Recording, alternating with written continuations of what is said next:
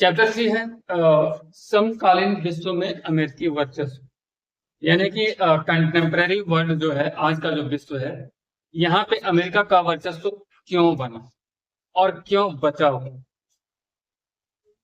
क्योंकि आप पढ़े होंगे कि 1945 से लेकर 1991 तक दुनिया का दो केंद्र था, दो सेंटर था, बायोपोलैरिटी थी। एक तरफ सोवियत संघ रूस था, तो एक तरफ संयुक्त राज्य अमेरिका था। एक गुलाम देश जो ब्रिटेन के हाथों गुलाम रहा, आज वो कैसे दुनिया में वैश्विक महाशक्ति बन के उभरेगा। एक ऐसा देश जिस देश से निकला हुआ बंदा अमेरिका में जाके मुख्य स्वास्थ्य अधिकारी है, विवेक मूर्ति। एक ऐसा देश जिससे निकली हुई एक लड़की जो मद्रास, लड़का लड़की में बहुत फर्क नहीं होता है, देहात में लड़का को भी लड़की बोला जाता है। तुम लोग जंगली आदमी हो, इसलिए तुमको शहर का भाषा नहीं समझ।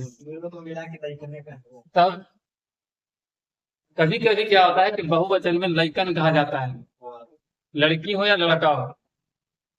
लेकिन एक कहावत है देहात में, अजगर गगरी छलकत जाए। तो जब घड़ा में पानी कम होता है तो छलकता ज्यादा है। एक बार की कहानी है कि एक गांव में एक महिला घड़े में पानी लेकर जा रही थी, अंग्रेज उससे टकरा गया। महिला पढ़ी हुई नहीं थी। अंग्रेज बेचारा, देखो ठीक है अंग्रेज बदमाश होते थे, लेकिन कभी कभी सौम्य स्वभाव के भी होते हैं। वो बोले कि सॉरी फॉर देम। अब महिला को लगा कि बोल रहा है सारी फाड़ दें। उसके बाद शुरू हो गए दूध दलवाना, भूत दलवाना, कमर बटवाना। तो ये क्या दर्शाता है? अजकल कभी छलकत गया। तो घड़ा में पानी अगर आधा होगा तो छलकते जाएगा। मेरे कहने का मतलब ये था कि आप लोग सोचो कि एक भारत की मद्रास विश्वविद्यालय से पढ़ी हुई एक लड़की, वो जाती है अमेरिका और अमेरिका में जाकर दुनिया का सबसे सफल महिला सीईओ बनती है। सिर्फ अमेरिका का सफल सीईओ नहीं, पूरी दुनिया का सफल सीईओ बनती है महिला के रूप में। और वो कौन है? तो वो इंडियन है जो इंडिया यूनिवर्सिटी से पढ़ के गई है। नाम है इंदिरा नूरी। पहले वो जॉनसन एंड जॉनसन में काम करती है, ऐसे छोटे छोटे कंपनियों में काम करते हैं। बाद में 2006 में उसको बना दिया जाता है पेप्सिको का सीईओ, और 2018 तक रहती है। और इस साल खाने में दुनिया का जो हेल्थ ब्रांड है पेप्सिको, उसमें नंबर 1 हो जाता है। तो सक्सेसफुल सीईओ वुमेन के रूप में अगर कोई नाम आता है तो इंदिरा नूरी का। लेकिन इंडिया का कंडीशन क्या है? भारत में चर्चा होती है कि कौन मछली खाया, कौन मुर्गा खाया, कौन झाल मुर्गी खाया। और अमेरिका में चर्चा होती है कि कौन पढ़ा लिखा है उसको बुलाओ, मन चाह की मत।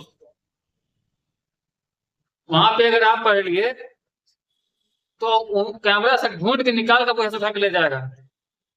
आप सोचिए कि वो 10 करोड़ सैलरी देगा, बोले कि 10 अरब देंगे, आप मीडिया छोड़ के चले जाइएगा। आपको जानकर आश्चर्य होगा कि अमेरिका का जो सबसे बड़ा वैली है, सबसे बड़ा यूनिवर्सिटी है स्टैनफोर्ड यूनिवर्सिटी, जहां सिलिकॉन वैली बना है। इंडिया की यूनिवर्सिटी में क्या होता है कि एडमिशन होगा। इंडिया के खास करके पलामू में जो आप एनपीयू में पढ़ते होंगे, एनपीयू में क्या होता है? एडमिशन के बाद एग्जाम का डेट, एग्जामिनेशन फॉर्म का डेट निकलेगा। उस दिन आपको पता चलेगा वो सब्जेक्ट क्या है। उसके बाद एग्जाम का डेट निकलेगा, आप एग्जाम दीजिए, मस्त वीडियो बनाइए, वायरल कर दीजिए। उसके बाद रिजल्ट निकलेगा, रिजल्ट में आपको प्रमोट कर दिया जाएगा। उसके बाद जाकर आप आवेदन दीजिए, कॉपी चेक नहीं होगा, फिर से आप तुरंत पास हो जाइएगा। ऐसे बनेगा भारत विश्व। कल एक नया ग्रुप बना बीएड वालों का, हमको भी जोड़ दिया। लोग खूब निकले हैं कि धरना करेंगे, प्रदर्शन करेंगे। हुआ का भाई हमको ही बताओ, जोड़े हो तुम। तब तक ले वो पीडीएफ आया, बोला कि हम लोग जीत गए। हुआ का तो सर सुबह में रिजल्ट आया था तो हम लोग सब प्रमोटेड थे, फेल थे। और आज दिन में हम लोग धरना के लिए धमकी दिए तो सब पास हो गए। उनके बड़ा फास्ट यूनिवर्सिटी है, 1 घंटा में कॉपी रिचेक होगी। तो ये फर्क है अमेरिका और इंडिया में। तो चलिए शुरू करते हैं अमेरिका की कहानी कैसे। सबसे पहले अमेरिका की खोज करने का क्रेडिट जाता है, अमेरिका का जो खोज किया था उसका क्रेडिट जाता है क्रिस्टोफर कोलंबस को, जो 1492 में किया था। लेकिन क्रिस्टोफर कोलंबस ये सोच के अमेरिका खोजने का किया था कि वो अमेरिका को खोजा है। वो ये सोचा कि मैंने भारत को खोज लिया, अमेरिका को खोजना भी नहीं चाहता था। अमेरिका में कुछ चीज है ये पहले के लोग, पहले के नाविक, पहले के यात्री जानते भी नहीं थे, खोजने नहीं थे, भारत को खोज लिया, अमेरिका को। इसीलिए आज भी अमेरिकन को इंडियंस कहा जाता है। अमेरिकन को आज भी इसीलिए इंडियंस कहा जाता है क्योंकि जब कोलंबस ने खोजा तो कैरेबियन द्वीप जो बहामास का क्षेत्र है वहां पे खोजा, सब वहां पे सांवले टाइप के लगे, कैरेबियन तो काले भी होते हैं, सांवले टाइप के लगे, उसको लगा कि हम इंडियंस को खोज लिए, इसीलिए कैरेबियन को क्या बोला जाता है, वेस्ट इंडियन, वेस्ट इंडीज। ठीक है, तो वो खोजा किसको, अमेरिका को, लेकिन वो सोचा कि हम भारत को खोजे, इसीलिए वेस्ट इंडीज, पश्चिमी भारतीय कहा जाता है। कभी भी वो जो लोकेटेड अमेरिका है अभी, यहाँ कोलंबस भी पहुंचा था, जो अमेरिका का एक पार्ट था वेस्ट इंडीज, वहां पहुंचा था। कब पहुंचा, 1492 में, और वो सोचा कि भारत पहुंच गए, इसीलिए वहां के लोगों को अभी भी इंडीज कहा जाता है। कैरिबियन जितने होते हैं वेस्ट इंडियन, उनका एक देश भी है वेस्ट इंडीज, अब हो गया अलग क्या है अमेरिका। तो सवाल है कि जब कोलंबस पहुंचा ही नहीं यूएसए के मुख्य भूमि पर, तो अमेरिका कहां से आ गया। तो एक नाविक था, नाव चलाने वाला, इतालवी नाविक, उसका नाम था अमेरिगो वेस्पूसी, और ये नाव चला रहा था, नाव चलाते चलाते अमेरिका को खोज दिया, और इसी के नाम पे पड़ा अमेरिका। इसका नाम क्या था, अमेरिगो वेस्पूसी, एक इटालवी नाविक था, और इसी के नाम पे पड़ा अमेरिका।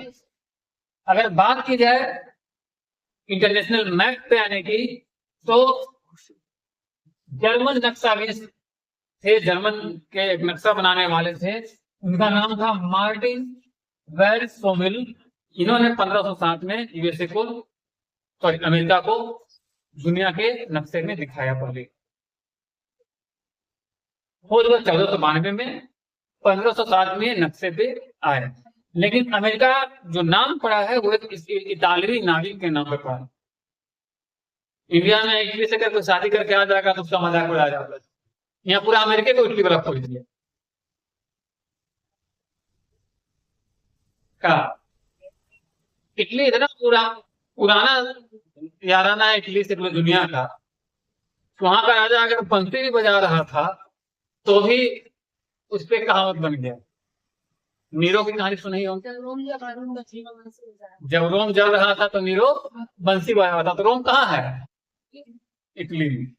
तो इटली का क्रेडिट बहुत है हर देश के निर्माण में भी और उसको बर्बाद करने में भी। वहां पे नीरो भी हुए हैं और वहां पे अमेरिगो वेस्पूसी हुए हैं। अगर ये नाम नहीं चला था तो अमेरिका नहीं खो जाता, अमेरिका नहीं खो जाता था, इजराइल और ईरान जैसे लोग परेशान रहते हैं, नहीं रहते। लेकिन दुर्भाग्य से आज भी अमेरिका इतना बड़ा पावर होने के बाद भी ईरान का कुछ नहीं बिगाड़ पाया, क्योंकि ईरान में एक जगह है तेहरान। तेहरान का मतलब होता है अरबी भाषा में त मतलब नीचे, तो नीचे का स्थान, और वहां को इतना वेपन रखा हुआ है कि अमेरिका से साल भर लड़ सकता है, और वो जमीन के हजारों फीट नीचे है। और सिर्फ मैंने ऐसा सिस्टम बनाया हुआ है कि जब बटन दबाएगा तो खुलेगा ऐसे और मिसाइल निकलेगा, डाटा अटैक कर देगा, ऐसे पैक रहता है। तो अमेरिका का खोज क्लियर हो गया, अमेरिका नक्शा पे कब आया, क्लियर हो गया। अब अमेरिका उसके बाद था गुलाम। गुलाम कौन किया, ब्रिटेन। तो अमेरिका आजाद कब हुआ, आजाद होता है 4 जुलाई 1776 को, यानी कि जब आजाद होता है तब ये संयुक्त राज्य अमेरिका बनता है। तो 1776 में अमेरिका आजाद हुआ, यानी कि लगभग 150 से अधिक साल तक ये भी गुलाम हुआ।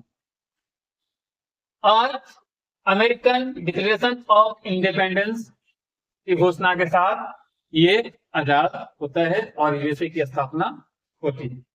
क्लियर है? अब हम लोग को पढ़ना क्या है कि अमेरिका का वर्चस्व क्यों, तो 91 से लेकर वर्तमान तक वर्चस्व है। अलग बात है कि चाइना भारत भी कोशिश कर रहे हैं। भारत को काफी हद तक 14 में सक्सेस होता दिख रहा था जब मनमोहन सिंह थे, और 2020 में भारत की जीडीपी अमेरिका से ऊपर जाने की संभावना बन गई थी। लेकिन दुर्भाग्य से भारत में कुछ कभी कभी ऐसा ऐसा घटना घट जाता है जिसकी कल्पना नहीं की जा सकती। जैसे अगर आपको जानकर आश्चर्य होगा कि माइक्रोसॉफ्ट जो कंपनी है ये स्थापित हुआ है 1975 में, लेकिन इंडिया में इंटायर पॉलिटिकल साइंस का डिग्री माइक्रोसॉफ्ट जो है उसे पहले ही छाप दिया है ऑनलाइन। इंडिया में तो आया ही नहीं था, इंटरनेशनल जन्म लिया था 1975 में, लेकिन इंडिया में उससे पहले ही इंटायर पॉलिटिकल साइंस का सर्टिफिकेट छाप दिया। समझ सकते हैं कि इंडिया कितना डेवलप है।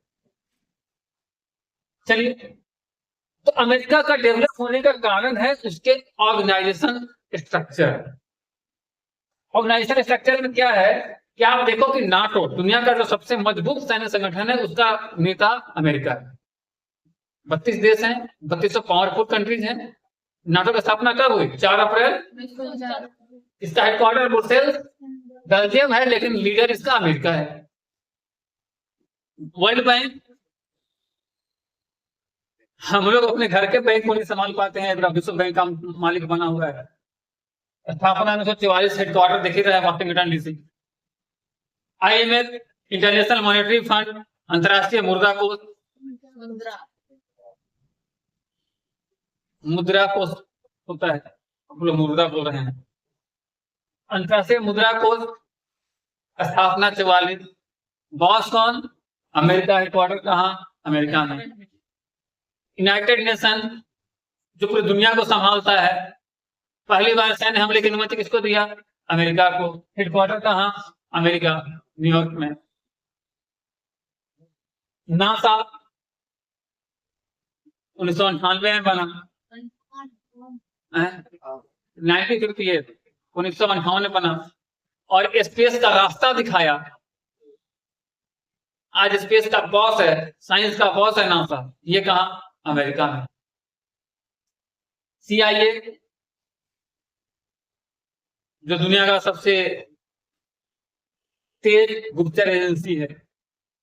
आप यहाँ बैठे हुए हैं, आपका क्या गांव से बता देगा। ये अलग बात है कि हम लोग को पता है कि जॉर्ज बुश यहाँ बैठा हुआ होगा, उसका तुम्हें गांव होगा, पक्का बता दे रहे, 100% का नहीं हो सकता। लेकिन CIA भी है। CIA का स्थापना 1947 में, कहाँ पे? Langley, Virginia. उसके बाद WTO, इसका बॉस भी 1995 में स्थापना हुआ है, अमेरिका। तो बहुत सारे ऐसे ऑर्गेनाइजेशन स्ट्रक्चर हैं जो कि अमेरिका ही उसको घुमाता है। अमेरिका अगर हाथ बंद कर दिया तो आपको पैसा देना बंद कर देगा। अब सपोज करो ना, इंडिया का इकोनॉमी, ट्रंप बार बार इंडिया को धमकी देता है और इंडिया को सहना पड़ता है, रीजन क्या है? तो ऐसा नहीं है, अगर मजबूत प्रधानमंत्री हो और विजन वाला हो तो ट्रंप को पैर के नीचे झुका दे, क्योंकि अमेरिका फार्मेसी के मामले में इंडिया पे डिपेंड है, दवा के मामले में भारत पे डिपेंड है। अगर भारत अपना दवा बंद कर दे तो अमेरिकन को जान बचाना मुश्किल होता है। रेडीमेड कपड़ों के मामले में अमेरिका भारत पे डिपेंड है, अगर वो बंद कर दे तो अमेरिकन को नंगे घूमना पड़ना पड़ जाएगा। आपको पता होगा कि एक्सपोर्ट जो होता है कभी है लगभग 75 से 80 बिलियन डॉलर भारत करता है। निर्यात जो है 75 से 80 बिलियन डॉलर भारत करता है, और आयात मात्र 30 से 35 बिलियन डॉलर करता है। यानी कि हम लोग सरप्लस बजट लेके चलते हैं 35 से 40 बिलियन डॉलर। अब भारत तो खरीदा है, लेकिन दिक्कत क्या है कि भारत में खरीदा जाता है झालमुरी 10 रुपया का, भारत में खरीदा जाता है मछली, भारत में खरीदा जाता है मुर्गा, लेकिन अमेरिका में क्या खरीदा जाता है? Brain gain. वहां पे दिमाग खरीदा जाता है। अमेरिका का सिंगल पॉलिसी है ब्रेन गेन, और इंडिया का पॉलिसी क्या है? झालमुरी गेन। अब सोचो कि दुनिया का में किसका वर्चस्व होगा, झालमुरी का होगा कि ब्रेन का होगा? यही कारण है अमेरिका का विकसित होने का, वर्चस्व स्थापित होने का सिंगल कारण है ब्रेन गेन। उसको पता चलता है कि किसी के पास ब्रेन है उसको खरीद लेगा, कीमत कुछ भी हो।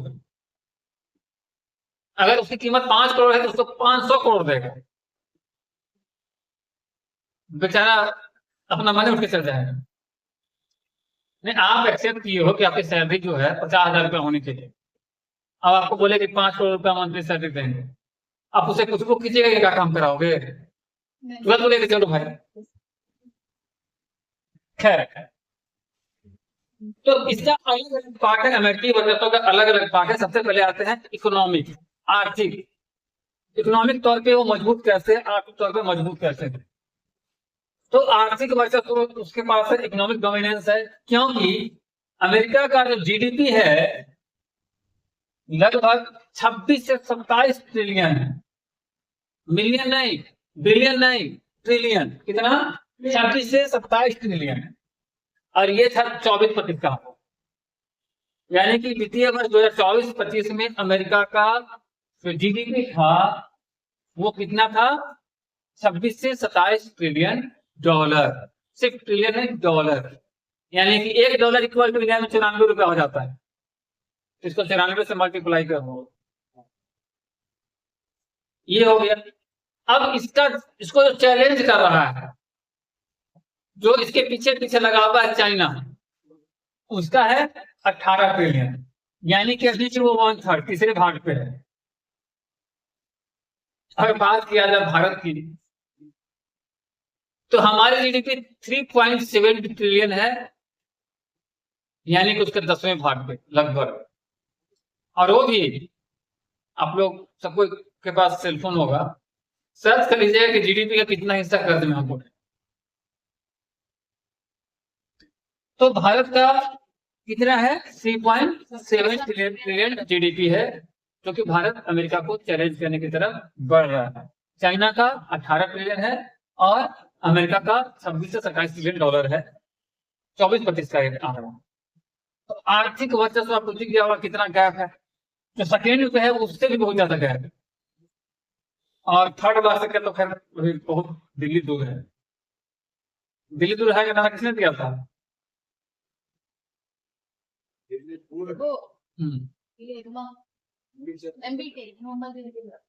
मोहम्मद बिन दिल्ली दूर में, क्योंकि वो राजधानी। हाँ, अब आइए, ग्लोबल करेंसी क्या है?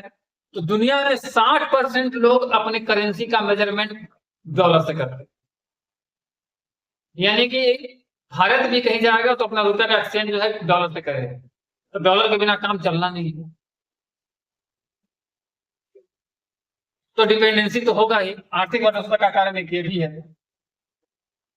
फेडरल बजट, यानी कि अमेरिकी की सरकार का जो बजट है वो लगभग 6.7 ट्रिलियन डॉलर। उसके सरकारी बजट के इक्वल भी हमारा पूरे देश का जीडीपी नहीं है। कारण क्या है? यहाँ ब्रेन गेन होता है, इंडिया में झालमुरी गेन होता है।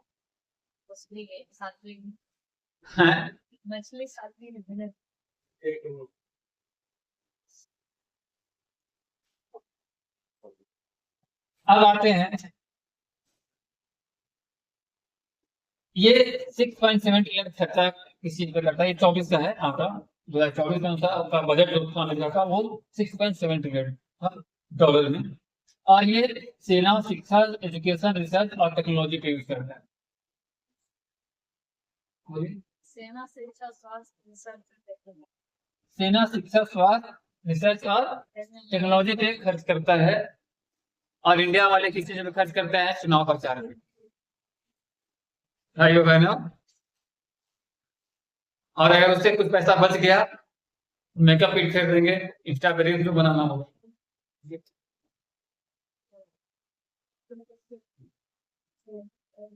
अब आते हैं सैन्य पावर, अमेरिका का जो सैन्य शक्ति है। आर्थिक शक्ति में तो डोमिनेंस दिखा दिया कि दुनिया में कैसे दुनिया को डोमिनेट कर रहा है, कोई डाउट नहीं है। अब आते हैं मिलिट्री पावर, सैन्य शक्ति। तो अपने सेना का जो खर्चा करता है वो लगभग 950 बिलियन से 1 ट्रिलियन तक खर्चा करता है एक साल में अपनी सेना। 950 बिलियन से 1 ट्रिलियन तक खर्चा करता है वो एक साल। भारत का तो टोटल जीडीपी 3.7 ट्रिलियन। और दुनिया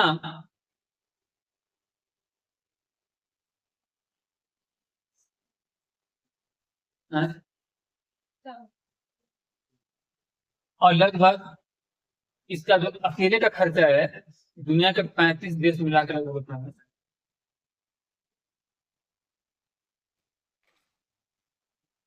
सैन्य बेस की बात की जाए तो 800 प्लस सैन्य ठिकाने हैं इसके, और लगभग 80 से अधिक देशों में सैन्य ठिकाने हैं। 5000 से अधिक न्यूक्लियर वार हेड्स हैं, यानी कि परमाणु ठिकाने हैं 5000 से अधिक। 11 से अधिक एयरक्राफ्ट कैरियर्स हैं जहां से हवाई हमले कर सकता है।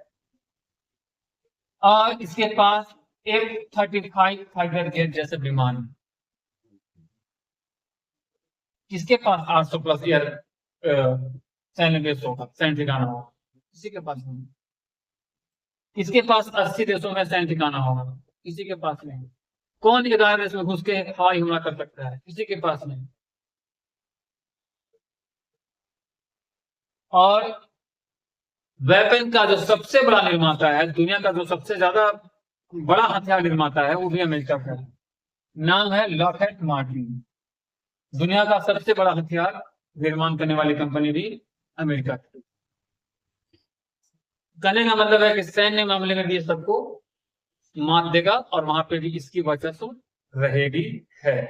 आने वाले दिनों में वर्चस्व कोई परमानेंट किसी का बखौती नहीं होता है।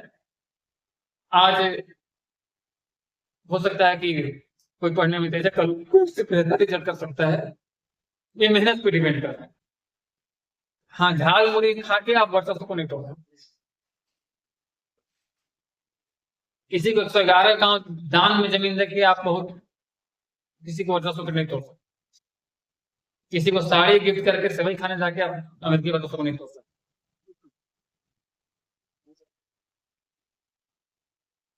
खैर, झुमका, हाँ, आजकल गाना भी ट्रेंड में है, मेलोडी जी गा रही है, झुमका गिरा है इटली के बाजार में।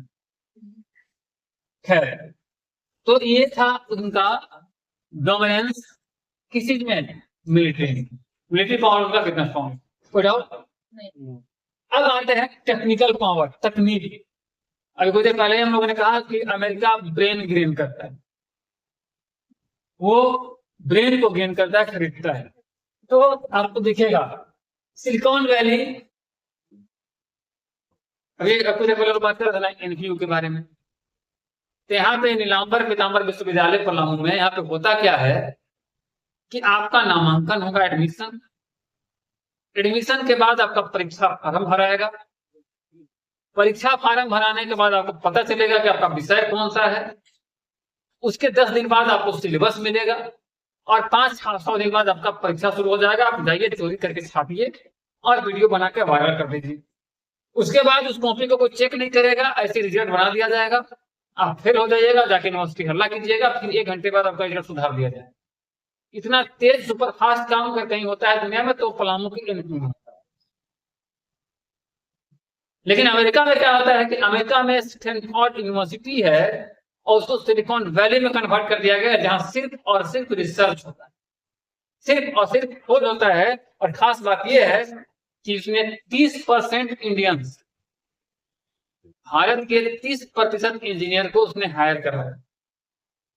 इंडिया में इंजीनियरिंग अगर कर ले तो उसको बेरोजगार समझा जाता है, लेकिन अगर बढ़िया से इंजीनियरिंग कर ले तो अमेरिका और उसको ले जाता है।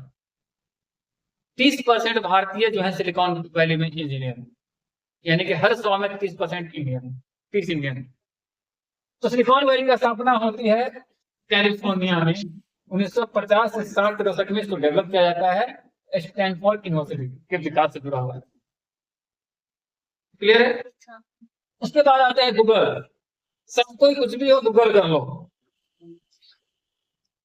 झालमुड़ी का वीडियो भी आपको गूगल करने के बाद ही मिलेगा। गूगल करते झालमुड़ी कहाँ खरीदा गया था 10 रुपया में। तो ये भी इंडिया में गूगल पे ही मिलता है। तो गूगल का स्थापना कब हुआ? तो गूगल का स्थापना होता है 1998 1998 में, और इसको स्थापना करने का श्रेय जाता है लैरी पेज, सर्जी ब्रिन को, और ये दो लोग मिलकर इसका स्थापना किए हैं। इंडिया में क्या चलता है? करके आगे जीत है माउंटेन व्यू। इंडिया में क्या चलता है? करके आगे जीत है माउंटेन व्यू। लेकिन अमेरिका में क्या है? माउंटेन व्यू है, जहां पे गूगल का स्थापना। इंडिया में माउंटेन व्यू है जहां पे झालमुड़ी दिखता है, और यहाँ पे माउंटेन व्यू है जहां गूगल का स्थापना होता है। और ये माउंटेन व्यू कहाँ है? California, America. गूगल के बाद आते हैं एप्पल। इंडिया में एप्पल का मतलब सेब होता है। 100 रुपए किलो खरीदिए, काट खा जाइए। 450 रुपये होगा, 500 रुपये होगा। यहाँ पे सेब का मतलब होता है काटिए और खा जाइए, लेकिन वहां का सेब जो है बहुत महंगा है। स्टीव जॉब्स और स्टीव वोजनिक, दो भाई, और रोनाल्ड वैनके, ये तीनों ने मिलकर इसकी स्थापना की थी एप्पल 1976 में, 1976 में। और ये कहाँ पे है? तो ये है कैपेटिनो, जो कि कैलिफोर्निया में ही पड़ता है। उसके बाद आते हैं माइक्रोसॉफ्ट। ये अलग बात है कि इंडिया में बहुत तेजी से, वहां बनने से पहले से इंडिया में काम करना शुरू कर दिया था, उसको कॉल कुछ लोगों के द्वारा बताया जाता है। लेकिन फैक्ट ये है कि इसकी स्थापना होती है 1975 में, और फाउंडर है बिल गेट्स, और उनके साथ हैं पॉल एलन। और ये इसका हेडक्वार्टर है रेडमॉन्ड, वाशिंगटन। इंडिया में रेडमॉन्ड कपड़ा अगर पहन लिए तो अमेरिका लाइएगा, लेकिन अमेरिका में रेडमॉन्ड चले गए तो अमेरिका लाइएगा। बस फर्क यही है, डेन ग्रेन और झालमुड़ी ग्रेन। यहाँ अगर कोई रेमंड कपड़ा पहन ले तो जज किया जाएगा कि वो बढ़िया आदमी हो, लेकिन अमेरिका में जो रेडमॉन्ड में जॉब करता है उसे जज किया जाता है कि वो बढ़िया आदमी होगा। ये फर्क है। अब आते हैं मेटा। मेटा की शुरुआत हुई थी फेसबुक से, अब इसका नाम बदल के मेटा हो गया है। शुरुआत हुआ था फेसबुक से, और इसकी स्थापना हुई थी 2004 में, और संस्थापक थे मार्क जुगरबर्ग। हालांकि वो जिंदा ही है, मरे नहीं। मार्क जुगरबर्ग, और इसका हेडक्वार्टर है मेनलो पार्क, कैलिफोर्निया। अब आता है इंटरनेट। तो इंटरनेट की खोज शुरू हुई थी 1950 में। एमसीक्यू जब आएगा इंटरनेट की खोज कब शुरू हुई, तो ये शुरू हुआ था 50 में। लेकिन अगर फैक्ट पे जाइएगा तो इंटरनेट का पहला वर्जन जो था वो था ARPANET, यानी कि ARPANET। ARPANET पहला वर्जन था, और ARPANET के माध्यम से पहली बार मैसेज भेजा गया था किसी को। मैसेज किसको भेजा गया था? तो मैसेज भेजा गया था UCLA यूनिवर्सिटी के द्वारा स्टैनफोर्ड यूनिवर्सिटी को मेल किया गया था। पहला मैसेज कब गया? 1969 में एक यूनिवर्सिटी ने दूसरी यूनिवर्सिटी को भेज के इसको टेस्ट किया। तो यानी कि ऑफिशियली अगर नेट की बात की जाए तो पहला बार ARPANET का प्रयोग किया गया।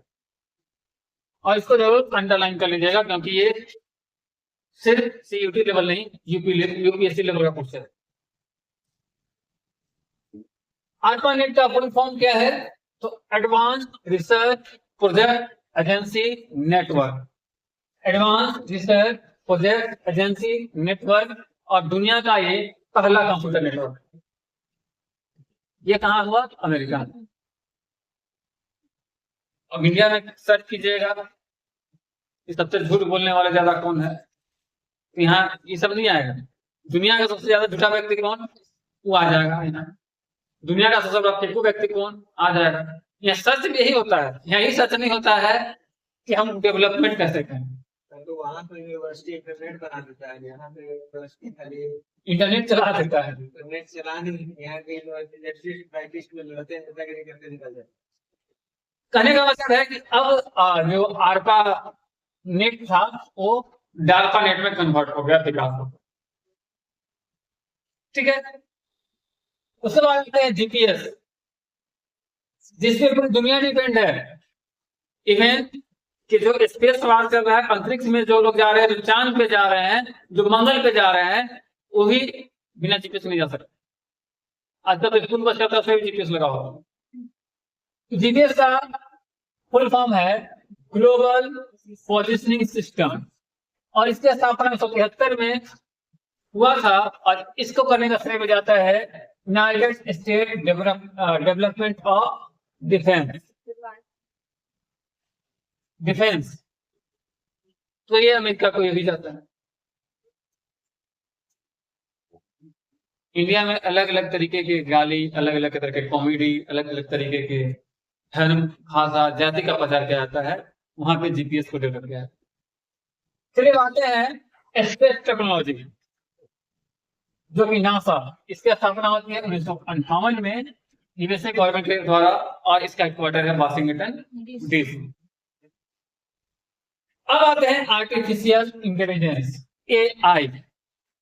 साल भर से देख रहे हैं कि इंडिया में भी एआई बहुत तेजी से रन कर रहा है। इंडिया में एआई का प्रचलन कब आया? 2024 में। और यहाँ प्रचलन में आया तो यूज क्या आ रहा है? 90% लोग उसका यूज कर रहे हैं फोटो एडिट करने में। डालेंगे और उसके बाद लिखेंगे साड़ी वाला गुलाब लेके फोटो कैसे बनाए।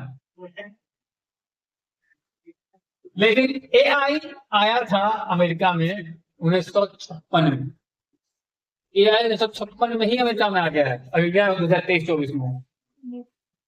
सोचो कितना लेट हम लोग।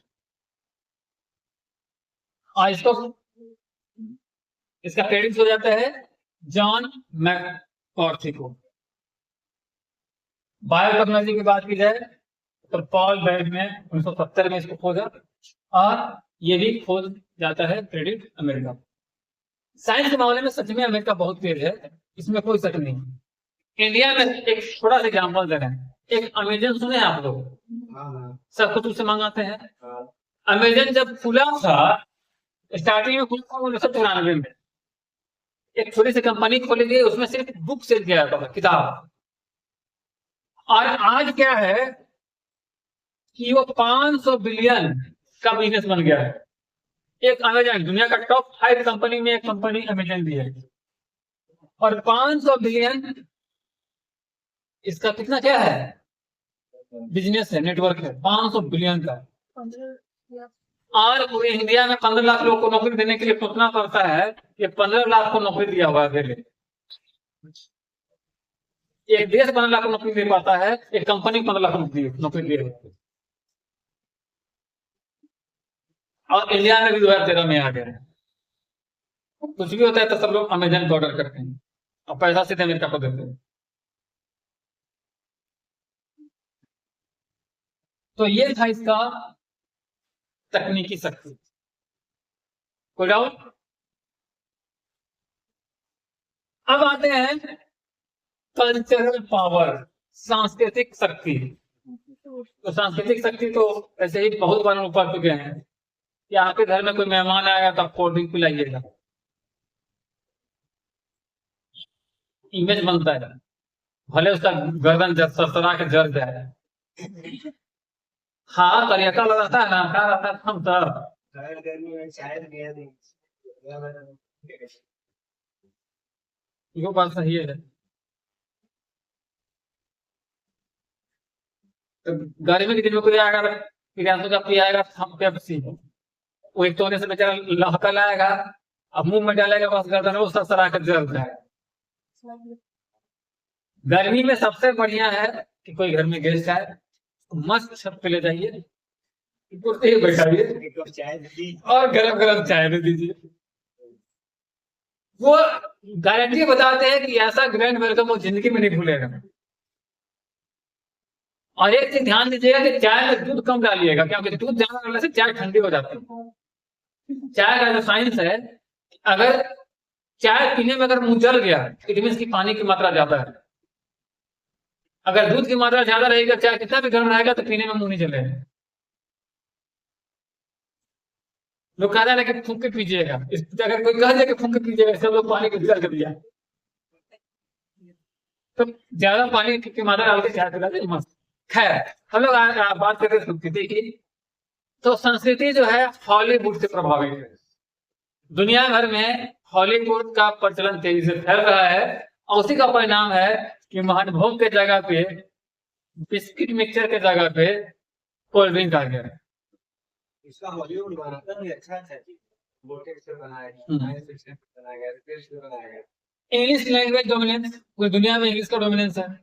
हमारे यहाँ ये अगर भले 4 लाइन अंग्रेजी आता है, लेकिन व्हाट्सएप पे नमस्ते मैसेज नहीं होगा, हाय ब्रो, हाय गाइस। अब हमें एक दिन को मैसेज किया है गाय, गाय गाय हमारा कहा था का बोल। अच्छा, वो भी अंग्रेजी अगर आपने बोले तो कब तक हाय हुआ, गुड मॉर्निंग हुआ, वेयर आर यू, उसके बाद क्या कर थे, खाना बनेंगे, कढ़ाई पे भुजिया चल रहा है कि लोहिया पे चढ़ेगा, शुरू हो जाता है। तो कहने का मतलब है कि इंग्लिश डोमिनेंस वहां पे है। हमारे यहाँ हिंदी है, हम हिंदी पे प्राउड नहीं करते। इतने लोग हम लोग हैं ना, गारंटी बता सकते हैं कि इसमें अधिकतर शब्द हम लोग हिंदी शुद्ध नहीं बोलते। हिंदी इतना आसान नहीं है जितना आप लोग सोचते हैं। अभी आप लोग 4 और 6 लोग इधर दिख रहे हैं, अगर 6 में से एक भी बच्चा कखा होगा शुभ शुभ लिख देगा तो हम जान जाएंगे।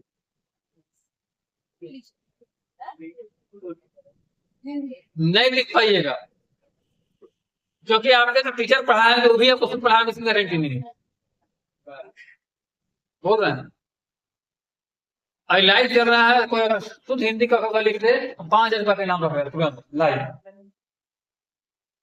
है। किसी में नमता के लिख के दिखा, कखा से बात कर रहे हैं, बहुत टफ हिंदी की बात नहीं कर रहे हैं। रीजन क्या है कि हम अपने भाषा से प्यार नहीं करते हैं, हमको अंग्रेजी से प्यार हो गया। अगर कोई करिया रेखा दिख जाए तो लड़की लोग देखेगी नहीं, चलो अंग्रेजी से भगा भगा दिख जाए, अरे बड़ा गोल देखा था, वही हाथ हो गया है हिंदी और अंग्रेजी का। हिंदी को करिया घोषित कर दिया गया, अंग्रेजी को गोल घोषित कर दिया गया।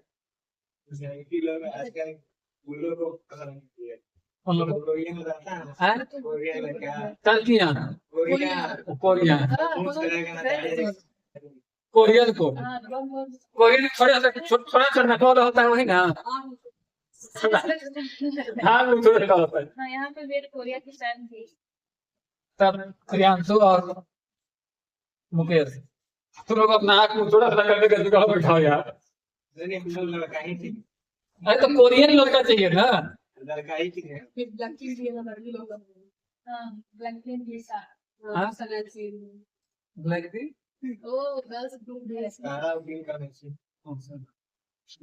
अच्छा, सोशल मीडिया प्लेटफॉर्म भी है, ओमेगा का स्ट्रॉन्ग है, चाहे इंस्टा हो, फेसबुक हो, यूट्यूब हो, गूगल हो, व्हाट्सएप हो, सब तो अमेरिका का दिया हुआ है।